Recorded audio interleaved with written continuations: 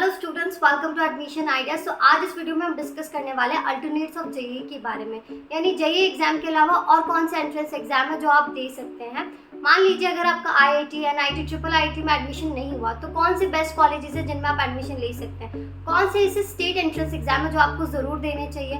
और इसके अलावा अगर आप इंजीनियरिंग नहीं करना चाह रहे हैं तो 12th में पीसीएम होने से आप कौन कौन से करियर ऑप्शंस चूज कर सकते हैं, कौन से करियर ऑप्शंस आपके लिए बेस्ट रहेंगे। तो इन सभी टॉपिक के बारे में हम डिस्कस करेंगे इस वीडियो में। तो शुरू करते हैं वीडियो को। पहला एग्जाम है CUET, common university entrance test. तो हर बच्चे को जो आना ये एग्जाम देना ही चाहिए। इवन जेईई से ज़्यादा बच्चे जो आना इस एग्जाम में अपीयर होते हैं। अगर आप डाटा देखोगे तो 2022 में 9.6 लाख से करीबन बच्चों ने दिया था एंड 2023 में 19.2 लाख के करीबन, और इस आने वाली ईयर में तो इससे भी ज़्यादा जो बच्चे हैं इस एग्ज़ाम को देंगे। अब एग्ज़ाम क्यों देना चाहिए आपको ये, बिकॉज इसमें 250 प्लस यूनिवर्सिटीज़ जो है ना पार्टिसिपेट करती है और मैक्सिमम यूनिवर्सिटीज़ काफ़ी अच्छी है, जैसे कि AMU, BHU, DU, JNU, ठीक है। तो पढ़ाई भी बहुत अच्छी होती है ना। एलिजिबिलिटी क्राइटेरिया के बारे में डिस्कस कर लेते हैं।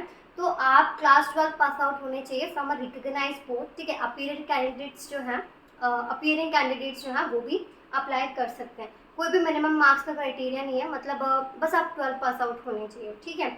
एंड इसके एग्जाम फॉर्म जो है ना वो फरवरी में आएंगे, तो फिल करना ज़रूर, और मैं एक शॉर्ट वीडियो भी अपलोड कर दूंगी तो आपको पता लग जाएगा। और इसके एग्जाम जो है ना वो मई में कंडक्ट होंगे। नेक्स्ट एग्जाम है अलीगढ़ मुस्लिम यूनिवर्सिटी इंजीनियरिंग एंट्रेंस एग्जाम। तो इसमें आप AMU में एडमिशन ले सकते हो, और AMU काफ़ी पुराना कॉलेज है, 1862 में स्टैब्लिश हुआ था एंड सेंट्रली फंडेड कॉलेज है, सबसे अच्छी बात। अच्छा, मैक्सिमम स्टूडेंट सोचते हैं कि मुस्लिम स्टूडेंट जो है ना वो यहाँ पे एडमिशन ले सकते हैं, बट ऐसा नहीं है। हर कोई बच्चा जो है ना यहाँ पे एडमिशन ले सकते हैं। अच्छा, इसके एग्ज़ाम के बारे में बात करें तो ये एक बार ही होता है और ऑफलाइन होगा। इसके एग्ज़ाम के जो फॉर्म्स हैं वो भी CUET के साथ ही आते हैं, दैट इज़ इन फरवरी, और मई में एग्जाम होगा। नेक्स्ट है हमारा UGEE, जो कि कंडक्ट करवाती है triple IT Hyderabad, international institute of information and technology. तो ये जो कॉलेज है ना इसका अपना ही अलग रुतबा है। एप्पल जब फर्स्ट टाइम इंडिया में आया था ना तो इस कॉलेज में वो सबसे पहले गया था प्लेसमेंट के लिए, ठीक है। अब इसके प्लेसमेंट्स के बारे में डिस्कस करें तो एवरेज पैकेज जो है यहाँ पे 27 से 28 LPA का रहा था एंड हाईएस्ट पैकेज जो है वह 72 LPA का रहा था। यहाँ पे ये जो UGEE एग्जाम कंडक्ट करवा रहे हैं ये 2 राउंड में होता है। पहला exam SUPR and second exam होता है REAP।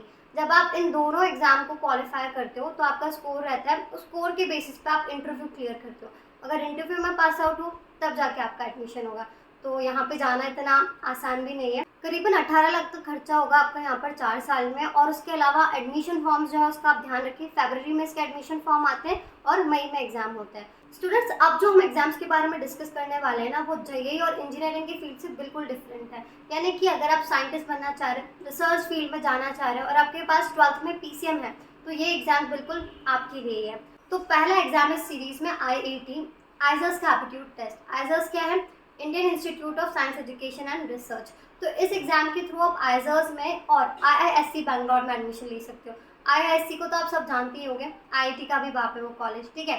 तो इंडिया में टोटल कितने आइजर्स है वो डिस्कस कर लेते हैं। टोटल 7 आइजर्स है, Kolkata, Pune, Mohali, Bhopal, Thiruvananthapuram, Tirupati and Berhampur.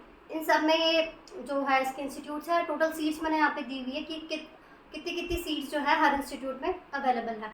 IIT exam clear करने के बाद होगा क्या, तो बेसिकली है ना आपको 5 साल का BSMS प्रोग्राम जो है ना वो करना रहेगा।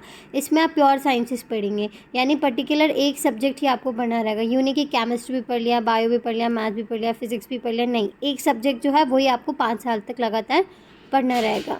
तो यहाँ पर आपको BTech नहीं करवाएंगे, ये चीज़ समझ में आ गई होगी। तो इस कोर्स को कंप्लीट करने के बाद मैक्सिमम स्टूडेंट्स जो हैं वो अब्रॉड चले जाते हैं PhD प्रोग्राम्स के लिए एंड रिसर्च के लिए। रिसर्च करते करते उसने कुछ अच्छे खासी रिसर्च कर ली, कुछ ढूंढ लिया, उसका पेटेंट करवा लिया, तो अच्छी खासी मतलब कमाई है, ठीक है, काफ़ी कमा लेते हैं। तो वो जॉब वगैरह को तो भूल ही जाते हैं, ठीक है। और अगर आप जॉब भी करना चाह रहे हो तो आराम से आपको जॉब मिल जाएगी यहाँ से, मतलब ग्रेजुएशन करने के बाद बहुत आराम से जॉब मिलेगी, ठीक है। तो ये सारी चीज़ें। और एक और चीज़, जब आप पढ़ाई कर रहे होते हो, अपनी BSc कंप्लीट कर रहे होते हो, तो गवर्नमेंट जो है ना आपको हर महीने जो है 5,000 का स्टाइपेंड देती है। तो ये भी बहुत अच्छी चीज़ है, मतलब आप पढ़ भी रहे हो, आपको पैसे भी मिल रहे हैं। इस एग्ज़ाम को देने के लिए आपके पास इन 4 सब्जेक्ट में से 3 सब्जेक्ट होना ज़रूरी है। फिजिक्स, केमिस्ट्री, बायो, मैथ्स में से कोई भी 3 सब्जेक्ट, ठीक है। 55% आपका होना चाहिए PCM में, अगर आप रिजर्व कैटेगरी से हैं, और अगर जनरल OBC से है तो 60% आपका होना चाहिए। नेक्स्ट चीज़ जो है 240 मार्क्स का टोटल पेपर रहेगा, 60 क्वेश्चंस आएंगे, 15-15 हर सब्जेक्ट से, चारों सब्जेक्ट से। जनरल ओबीसी ईडब्ल्यूएस के लिए 2000 रुपये एप्लीकेशन फी है और SC/ST के लिए 1000 रुपीज़। और एक और इम्पॉर्टेंट नोट, जेईई एडवांस के थ्रू भी आप यहाँ पे एडमिशन ले सकते हो। नेक्स्ट एग्जाम है ISI test, that is Indian statistical institute test. तो जो भी बच्चे मैथ्स के, स्टैटिस्टिक के दीवाने हैं ना, उनके लिए एग्जाम एकदम आइडियल एग्जाम है। ISI के ना टोटल 5 इंस्टीट्यूट है इंडिया में। पहला बैंगलोर में, देन उसके बाद Chennai, Calcutta, new Delhi and Tezpur. And Calcutta वाला सबसे ओल्डेस्ट इंस्टीट्यूट है इसका। अब इसका एलिजिबिलिटी क्राइटेरिया, क्वालिफिकेशन के बारे में समझ लेते हैं, दैन फिर समझेंगे कि अगर आप इसका टेस्ट देते हो तो आपके पास आगे क्या करियर ऑप्शंस होते हैं, कैसे रिसर्च करेंगे, कैसे जॉब लगेगी, सारी चीज़ें। यहाँ पर आपको 3 साल के लिए BSc करनी है मैथ्स या फिर स्टैटिस्टिक्स से। BSc कंप्लीट करने के बाद आपके प्लेसमेंट रहते हैं। प्लेसमेंट में अगर एवरेज पैकेज की बात करूँ तो 20 से 25 लाख पर एनम तो एवरेज पैकेज गया। हाईएस्ट तो पता नहीं है क्योंकि इनकी वेबसाइट पे मेंशन नहीं, बट आप सोच लो अगर एवरेज ही यही है तो हाईएस्ट कितना होगा। चलो ये तो ये चीज़ होगी कि अगर आप यहीं पर रुक रहे हो तो आपके ये प्लेसमेंट हो गए। बट मैक्सिमम क्या होता है, 90 to 95% बच्चे हैं ना अब्रॉड चले जाते हैं MSc के लिए। अब वहाँ जाके जो प्लेसमेंट उनकी लगती है, यानी जितना वो अर्न करते हैं वो यहाँ के BSc के जस्ट डबल होता है। तो मैक्सिमम बच्चे बाहर चले जाते हैं। और ये चीज़ एकदम 100% है कि यहाँ पर 100% प्लेसमेंट होती है इस कैंपस की, जब से ये ओपन हुआ है। तो जो भी बच्चों में मैथ्स और स्टैटिस्टिक को लेके एकदम जुनून है ना कि भाई मुझे तो इसी फील्ड में जाके कुछ करना है, तो उनके लिए एग्ज़ाम एकदम आइडियल है। नेक्स्ट एग्जाम है NEST, that is national entrance screening test. तो एक नेशनल लेवल का एग्जाम होता है एंड इस एग्जाम को दे के आप 5 साल का इंटीग्रेटेड MSc कोर्स करते हैं फिजिकल साइंसेस में, that is physical, chemical, biological and mathematical sciences. अब ये एग्जाम देने के बाद आप 2 इंस्टीट्यूट में एडमिशन ले सकते हैं, that is first one is NISER Bhubaneswar and second one is UMDE SEPS Mumbai. अब 1 साल की आपकी जो फ़ी है ना वो 18,000 रुपये होती है। इंटीग्रेटेड MSc कंप्लीट करने के बाद अगर आपका 7.5 CGPA के अबव है तो बार्क आपको इंटरव्यू के लिए बुलाती है। बार्क यानी कि भाभा एटॉमिक रिसर्च सेंटर। अगर आप वो इंटरव्यू क्लियर करते हैं तो एज अ जूनियर साइंटिस्ट या फिर बोलो ट्रेनी साइंटिफिक ऑफिसर, उस तरह की आपकी जॉब लगती है DRDO में, मतलब सीधा DRDO में आपकी फर्स्ट टाइम में जॉब लगी। और आपकी मंथली सैलरी होती है 80,000 रुपीज़। अब मैक्सिमम बच्चे जो क्या होते हैं वो मतलब यहाँ तक नहीं रुकते, वो आगे बाहर चले जाते हैं PhD के लिए। अब बाहर चले गए तो फ़ायदा क्या है, बाहर कुछ फ़ायदा तो होगा, इसीलिए तो जाएंगे। सबसे पहली बात, जब उनने यहाँ पे इंटीग्रेटेड MSc कंप्लीट करा तो वो एज अ न्यूक्लियर फिजिसिस्ट बन चुके हैं। तो बाहर वाली कंट्रीज़ जो है ना तो वैसे ही बुलाती है कि भाई आओ हमारे यहाँ पर न्यूक्लियर पावर प्लांट बनाओ और न्यूक्लियर पावर प्लांट को रन करो। और मतलब जो न्यूक्लियर फिजिसिस्ट क्या करते हैं, न्यूक्लियर फिजन्स वगैरह, बॉम्ब वगैरह, इन सब चीज़ों को बनाते हैं, इन चीज़ों की स्टडी करते हैं, ठीक है। तो वो ऑलरेडी उनको बुलाएंगे। तो बाहर से PhD करके जो उनका स्कोप है वो और भी ज़्यादा बढ़ जाता है। अच्छा, अगर आप बाहर नहीं जाना चाहते और इंडिया से ही PhD करना चाहते हैं तो उसके लिए भी आपके पास बहुत सारे ऑप्शन हैं। अगर आप इंडिया में ही PhD करते हैं तो जो गवर्नमेंट है वो आपको अलाउंस देती है। पहले 2 साल के लिए 31,000 आपको देगी पर ईयर, और उसके अलावा आने वाले 3 ईयर्स के लिए 35,000 रुपीज़ पर मंथ देगी। और जिस भी इंस्टीट्यूट से आप कर रहे हैं वो भी आपको पैसे दे देती है अगर आप अच्छा परफॉर्म करते हैं तो। अच्छा, ये एग्ज़ाम आप जब क्लियर कर लेते हो तो गवर्नमेंट जो है ना आपको 5,000 महीने का जो है ना स्टाइपेंड देती है, ठीक है। तो 60,000 रुपये तो गवर्नमेंट ही आपको दे रही है, ठीक है। अब इसको एग्ज़ाम को क्लियर करना इतना भी आसान नहीं है क्योंकि सिर्फ 300 सीटें ही हैं पूरे इंडिया में इसके लिए, और कितने सारे बच्चे फाइट कर रहे होंगे, है ना। तो थोड़ा सा टिपिकल है। एलिजिबिलिटी के बारे में भी डिस्कस कर लेते हैं नेक्स्ट के लिए। तो क्लास 12 आप पास आउट होने चाहिए 2022, 23 या 24 में, ठीक है। मिनिमम 60% होना चाहिए अगर जनरल से हो, और 55% होना चाहिए रिजर्व कैटेगरी से हो तो PCM के अंदर, ठीक है। और इसके एग्ज़ाम फॉर्म जो है ना वो फरवरी में रिलीज़ होंगे और एग्ज़ाम जो है वो जून में होगा। तो जो भी इच्छा रखते हैं इस फील्ड में जाने के लिए तो एग्ज़ाम ज़रूर दें। नेक्स्ट एग्जाम है हमारा NDA, that is national defence academy. तो भाई इस फील्ड में तो वही जाएगा जो दिल से देश की सेवा करना चाहता है, ठीक है। तो अब इस एग्ज़ाम के बारे में समझ लेते हैं। इस एग्ज़ाम को देखिए आप Indian military, Indian air force, Indian navy, इन तीनों में से कोई भी ज्वाइन कर सकते हैं। अब जब आप एग्ज़ाम दे रहे हैं, क्लियर कर लिया, उसके बाद आपकी BTech होती है 4 साल की। और इस BTech को करते वक्त ना तो आपको फ़ीस देनी है, आपको फूडिंग, लॉजिंग, इनमें से किसी भी चीज़ का एक्सपेंडिचर नहीं होगा। ये सारी चीज़ें जो है ना सबका खर्चा जो है अकेडमी उठाएगी। अब एक बार आपने अपनी BTech कंप्लीट कर ली, उसके बाद आपकी जॉब लगती है लेफ्टिनेंट या ल्यूटिनेंट की पोस्ट पे, ठीक है। तो काफ़ी ऊंची पोस्ट होती है एंड इसमें आपको 70,000 रुपीज़ पर मंथ सैलरी मिलती है, ठीक है। तो एग्ज़ाम बस आपको क्लियर करना है, उसके बाद सारी चीज़ें जो है ना वो उठाएंगे। अच्छा, ये तो सैलरी की बात होगी। इसके अलावा आपको फ्री में एक होम मिलेगा, रहने के लिए, ठीक है। वहाँ पर खाना बनाने के लिए कुक मिलेगा एंड घर का सारा काम करने के लिए मेड भी मिलेगी एंड उसके अलावा आपको एक गाड़ी मिलती है जिसमें पेट्रोल वगैरह जो भी कॉस्टिंग रहती है वो भी वो लोग देते हैं, ठीक है। तो मतलब आपको खर्च कुछ नहीं करना है, आपको काफ़ी अच्छी लाइफ मिल जाती है। एंड जो टॉप रैंकर्स होते हैं ना उनको इंडियन एयरफोर्स मिलता है एंड जो सेकंड टॉप रैंकर्स होते हैं उनको इंडियन नेवी एंड जो थर्ड टॉप रैंकर्स होते हैं उनको इंडियन मिलिट्री या इंडियन आर्मी में उनकी पोस्टिंग होती है। एलिजिबिलिटी के बारे में डिस्कस कर लेते हैं। तो मिनिमम एज जो है ना 16.5 होनी चाहिए, 19.5 ईयर्स तक लेते हैं एंड हाइट जो है आर्मी या नेवी के लिए मिनिमम 157 सेंटीमीटर होनी चाहिए एंड एयरफोर्स के लिए 162.5 सेंटीमीटर होनी चाहिए एंड क्लास 12 में आपके पास फिजिक्स एंड मैथ्स कंपलसरी होनी चाहिए।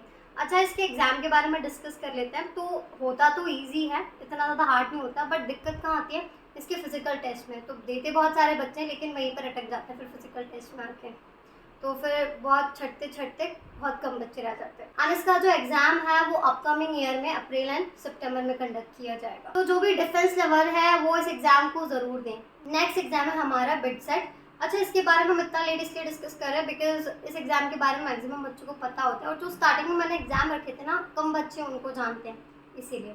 अच्छा, बिट सेट एग्जाम के थ्रू इसके टोटल 4 कैंपसेस में आप एडमिशन ले सकते हैं, that is Pilani, Goa, Hyderabad and Dubai. और एलिजिबिलिटी के बारे में बात करें तो 75% आपका PCM में होना चाहिए और हर सब्जेक्ट में 60% से ज़्यादा होना चाहिए, मतलब मिनिमम 60%। ड्रॉपर अलाउड है पर डबल ड्रॉपर यहाँ पे अलाउड नहीं है। और अगर आप अपने स्टेट के फर्स्ट रैंकर हैं तो आपको बिना एंट्रेंस के ही एडमिशन मिल जाएगा। और सबसे अच्छी चीज़ इसकी है कि ये मेरिट बेस्ड एडमिशन होते हैं, यानी कि कोई रिजर्वेशन नहीं है, कोई मैनेजमेंट कोटा नहीं है, ठीक है ना। बात कर लेते हैं कि बिट्स कितनी बार होते हैं। तो 2 बार एग्जाम होता है एक साल में, सेशन 1 एंड सेशन 2। तो सेशन 1 जो है ना वो 4th वीक ऑफ मे में होता है मेनली, और जो सेशन 2 है वो जुलाई में रहता है। सिलेबस की बात करें तो 11th-12th के NCERT इस एग्जाम में आती है, जेईई में इसके बराबर होता है लगभग, लेकिन थोड़ा उससे ईजी होता है। लेकिन एक चीज़ यह है कि स्पीड और एक्यूरेसी अगर है आपकी अच्छी तो आप क्रैक कर सकते हो, क्योंकि क्वेश्चन ज़्यादा पूछे जाएंगे एंड टाइमिंग आपके पास कम होगा। अब उसकी खास फीचर्स के बारे में बात करते हैं। सबसे पहला है 0% अटेंडेंस रूल। कोई अटेंडेंस रूल नहीं है, इवन IIT में भी आपको अटेंडेंस रूल देखने को मिलेगा, ठीक है। एंड दूसरी चीज़ है 1 ईयर का गैप आपको देते हैं वो स्टार्टअप करने के लिए। अगर आप अपना कोई भी स्टार्टअप करना चाह रहे हो तो 1 साल की छुट्टी आप ले सकते हो, वो जो है बाकी चीज़ों में वो शिफ्ट कर देते हैं आपकी जो भी गैप आई है। एंड आपने स्टार्टअप कर लिया, ठीक है। स्टार्टअप करने के बाद मान लो थोड़ा वो सक्सेसफुल जा रहा है, उसके बाद आपको फंडिंग की ज़रूरत है, तो फंडिंग के लिए भी वो लोग आपकी मदद करेंगे। प्लेसमेंट के बारे में बात करें तो हाईएस्ट पैकेज जो है 2023 का 75 LPA रहा है एंड एवरेज पैकेज 27 LPA रहा है एंड 2022 का हाईएस्ट जो था वो 1.33 करोड़ था। मतलब प्लेसमेंट में तो कोई दिक्कत नहीं, एकदम मस्त प्लेसमेंट जाते हैं, बट फीस पे आके बात अटक जाती है बिकॉज फीस जो है ना करीबन 25 से 26 लाख का आपका खर्चा हो जाएगा 4 साल का। तो जो अफोर्ड कर सकते हैं उनके लिए तो चांदी चांदी है। अच्छा, अभी तक हमने जितने भी एग्जाम के बारे में बात करी वो एग्जाम ये थे कि थोड़े से डिफिकल्ट लेवल पे थे, हर बच्चे के बस में नहीं है कि वो क्लियर कर ले। थोड़े से हम उन एग्जाम्स के बारे में बात करेंगे जो एवरेज बच्चा भी निकाल सकते हैं। तो उनमें से पहला है VIT ट्रिपल जो कि VIT कंडक्ट करवाता है। VIT के टोटल 4 कैंपसेस है, ठीक है, वेलोर, चेन्नई, अमरावती एंड भोपाल। वेलोर और चेन्नई ना जो इसके सबसे पुराने और अच्छे कैंपसेस हैं, Amravati and Bhopal newly open campus है, ठीक है ना। एलिजिबिलिटी के बारे में डिस्कस करें तो क्लास 12 में आपका 60% होना चाहिए PCM में, अगर आप जनरल या OBC को बिलोंग कर रहे हैं। और अगर SC ST Jammu Kashmir state या फिर नॉर्थ ईस्टर्न स्टेट्स को बिलोंग करते हैं तो 50% आपका होना चाहिए। एग्ज़ाम फॉर्म जो है ना इसके नवंबर में रिलीज़ होते हैं और अप्रैल में एग्ज़ाम कंडक्ट होता है। 9 से 10 लाख का एवरेज पैकेज जो है ना, अगर कंप्यूटर साइंस से आप हैं तो आराम से ले सकते हैं। वैसे एवरेज पैकेज यहाँ का थोड़ा कम है बिकॉज इनटेक यहाँ पर काफ़ी ज़्यादा है। फी स्ट्रक्चर के बारे में बात करें तो यहाँ पर कैटेगरी वाइज फी स्ट्रक्चर आपको देखने को मिलेगा। तो टोटल 5 कैटेगरी में फ़ी डिवाइडेड है। 2 लाख से लेकर 5 लाख तक फ़ी जाती है। जितनी अच्छी आपकी रैंक होगी VIT ट्रिपल के टेस्ट में उतनी ही कम आपकी फ़ी रहेगी, और जितनी ज़्यादा रैंक उतनी ज़्यादा आपकी फ़ीस भी रहेगी। तो मतलब ये है, अगर आपकी रैंक अच्छी भी नहीं है तो भी आप ज़्यादा फीस दे के एडमिशन ले सकते। तो मतलब डायरेक्टली मैनेजमेंट कोटा नहीं है, बट एक तरह से वो ज़्यादा फीस लेके आपको एडमिशन दे तो रहे ना, तो वो वाली चीज़ है। अच्छा, इसके कुछ अच्छे फीचर्स के बारे में भी बात कर लेते हैं। तो पहला है फुली फ्लेक्सिबल क्रेडिट सिस्टम। इस सिस्टम के तहत आप अपने अकॉर्डिंग अपने टीचर्स को चूज़ कर सकते हो, इससे अपने आप टाइमिंग भी डिसाइड कर सकते हो कि किस टाइमिंग पे आप क्लास लेना चाहते हो, ठीक है। एंड दूसरा है फॉरेन यूनिवर्सिटीज़ के टाइप्स, तो वीआईटी ने करीबन 300 फॉरेन यूनिवर्सिटीज़ के साथ टाइप्स किए हुए हैं। अब इसका फ़ायदा ये है कि आप अपनी ग्रेजुएशन 2 साल यहाँ से कर सकते हो और बाकी 2 साल बाहर जाके पढ़ सकते हो अब्रॉड से। मान लो आपको हार्वर्ड से आगे पढ़ाई करनी है, ठीक है, तो आप नॉर्मली तो ऐसे नहीं जा सकते, बट वीआईटी में हो तो जा सकते हो, ठीक है। तो इसका फ़ायदा ये रहेगा, जब आप अपना रिज्यूम बनवाओगे तो आप वहाँ पे ये मेंशन कर सकते हो कि भाई 2 साल मैंने वहाँ से पढ़ाई करी है, तो वो आपके रिज्यूम को और भी ज़्यादा स्ट्रॉन्ग बना देगा। नेक्स्ट एग्जाम है SRM JEE, that is SRM joint engineering entrance examination, जो कि एसआरएम कंडक्ट कराता है। इस एग्जाम के थ्रू आप इसकी सारे कैंपसेस में एडमिशन ले सकते हैं, जो कि है चेन्नई, दिल्ली एनसीआर, गाजियाबाद, रामापुरम, सिक्किम एंड अमरावती में। सबसे अच्छी कैंपसेस की केडीआर मानी जाती है, ठीक है। यहाँ पर एटलीस्ट 60% आपका होना चाहिए पीसीएम में 12th में एडमिशन लेने के लिए। इसके एग्जामिनेशन फॉर्म जो है ना वो नवंबर में आते हैं। एग्ज़ाम जो है वो 3 फेज़ में कंडक्ट किया जाता है, मतलब 3 बार आप इस एग्ज़ाम को दे सकते हो। अप्रैल से जुलाई के बीच में इसके एग्ज़ाम कंडक्ट किए जाते हैं। फ़ीस के बारे में अगर बात करें तो 4.5 लाख पर एनम यहाँ पर फ़ीस रहती है, तो फ़ीस तो काफ़ी ज़्यादा है, लेकिन मैनेजमेंट कोटा भी होता है, तो अगर आप एग्ज़ाम नहीं क्लियर कर पा रहे तो डायरेक्ट एडमिशन भी आप दे सकते हैं। तो कोई भी आप लोकल कॉलेज में नहीं पढ़ना चाह रहे, अगर आप चाह रहे हैं कि अच्छे से रिनोन रेपुटेड कॉलेज में पढ़ें, तो ये भी आपके लिए काफ़ी अच्छा ऑप्शन है, अगर आप पैसा खर्च कर सकते हैं तो। इसके यूनिक फीचर के बारे में बात कर लेते हैं, वो है सेमेस्टर अब्रॉड प्रोग्राम। इसमें क्या होता है, अपना एक सेमेस्टर आप फॉरेन जाके कंप्लीट कर सकते हो, यानी बाकी आपने जो भी ग्रेजुएशन है यहाँ पे करी और एक सेमेस्टर के लिए आप बाहर चले गए। वो इसलिए बिकॉज इसने भी वीआईटी की तरह काफ़ी सारे यूनिवर्सिटीज़ से टाई अप किए हुए हैं, तो काफ़ी सारे यूनिवर्सिटीज़ से इसने एमओयू साइन कराया हुआ है, तो वो भी आपके लिए काफ़ी अच्छी चीज़ हो सकती है अगर बाहर जाके आप पढ़ना चाह रहे हो इंजीनियरिंग में ही। लास्ट एग्जाम है हमारा MET, that is Manipal entrance test, जो कि मणिपाल कंडक्ट करवाता है। सबसे अच्छी कैंपस इसकी मणिपाल दैट इज उडुपी वाली मानी जाती है। क्लास 12th में पीसीएम में आपका 50% होना चाहिए, तब आप एलिजिबल होते हैं। अगले साल जो है 2024 में शायद क्राइटेरिया इंक्रीज हो सकता है, बट नहीं हुआ तो आपके लिए बहुत अच्छा है। मतलब कुछ स्टूडेंट के जो है परसेंटेज कम आते हैं, तो वो सोच रहे कहाँ एडमिशन लें, तो उनके लिए एक बहुत अच्छा कॉलेज है कम परसेंटेज में, ठीक है। इसके एग्ज़ाम फॉर्म जो है ना वो अक्टूबर में ही आ जाते हैं और एग्ज़ाम जो है वो अप्रैल में होता है। अच्छा, एक खास बात इस कॉलेज की ये है कि इसका जो स्पोर्ट्स इंफ्रास्ट्रक्चर है वो बहुत बेहतरीन है, ठीक है। तो जो भी बच्चे स्पोर्ट्स में अपना फ्यूचर बनाना चाहते हैं वो इस कॉलेज को पक्का ज्वाइन करें, ठीक है। और दूसरी चीज़, यहाँ पर काफ़ी अच्छी कल्चरल डाइवर्सिटी आपको देखने को मिल जाएगी, बिकॉज इंडिया के हर एक पार्ट से यहाँ पर बच्चे होते हैं। So this is all about this video. इस वीडियो में हमने सारे एग्जामिनेशन डिस्कस करे जो कि आप जेईई के अलावा दे सकते हैं, ठीक है। अगर मान लीजिए आपका आईटी एनआईटी में नहीं हो रहा है तो ये सारे ऑप्शंस आपके लिए ओपन है, तो ये सारे एग्जाम के फॉर्म आपको नहीं भरने हैं। इनमें से जो भी आप इंटरेस्टेड है, जिनके एग्जामिनेशन में आपको लगता है कि ये वाली जगह मुझे जाना है, ये फीचर्स मुझे ज़्यादा अच्छे लगे कॉलेज में, तो वो कॉलेजेस के फॉर्म आप ज़रूर भरें। और अगर कोई भी चीज़ मुझसे इस वीडियो में मिस हुई है तो कमेंट करके बताओ, और जल्दी ही नेक्स्ट वीडियो मैं लेके आऊँगी जिसमें स्टेट एंट्रेंस एग्जाम के बारे में भी आपको बताऊँगी, जिसमें जो बेस्ट एग्जाम है आपको जो देनी चाहिए और कौन सी स्टेट एंट्रेंस एग्जाम में क्या क्या एलिजिबिलिटी क्राइटेरिया है, क्या फ़ी है, वो सारी चीज़ें हम डिस्कस करेंगे। So stay connected with me. Thank you for watching. Bye bye.